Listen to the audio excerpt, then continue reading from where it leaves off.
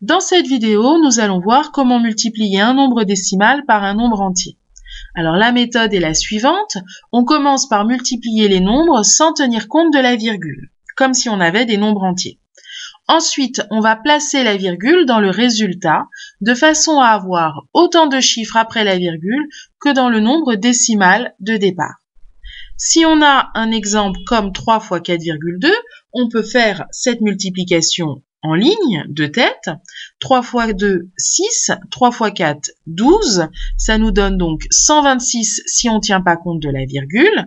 Et comme j'ai un chiffre après la virgule, je vais placer de manière à avoir un chiffre après la virgule dans 126. Autrement dit, c'est égal à 12,6. Voyons maintenant un exemple lorsque l'on pose la multiplication. Donc, on veut résoudre 8,45 fois 54, excusez-moi. On va donc commencer par effectuer la multiplication sans tenir compte de la virgule. 4 fois 5, 20, je pose 0, je retiens 2.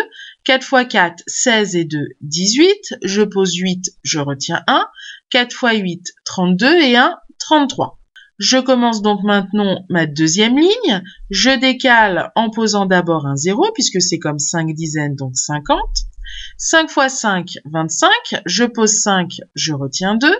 5 fois 4, 20 et 2, 22. Je pose 2, je retiens 2. 5 fois 8, 40 et 2, 42. Ce qui donc, je pose 42. Je vais donc maintenant additionner mes deux lignes. 0 plus 0, ça fait 0. 8 plus 5, 13. Je pose 3, je retiens 1. 3 plus 2, 5 et 1, 6. Je pose 6. 3 plus 2, 5 et mon 4.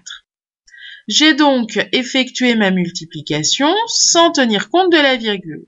Maintenant que j'ai un résultat, je vais aller regarder le nombre de chiffres qu'il y a dans le nombre décimal de départ. Ici, j'ai 2 chiffres après la virgule. Je vais donc aller mettre 2 chiffres après la virgule et donc poser ma virgule entre le 6 et le 3.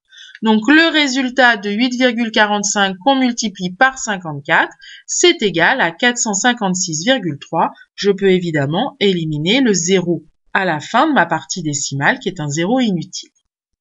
Donc, on récapitule bien. Pour multiplier un nombre décimal par un nombre entier, on effectue la multiplication sans tenir compte de la virgule. Et ensuite, on va placer dans le résultat autant de chiffres après la virgule qu'il y en a dans le nombre décimal de départ.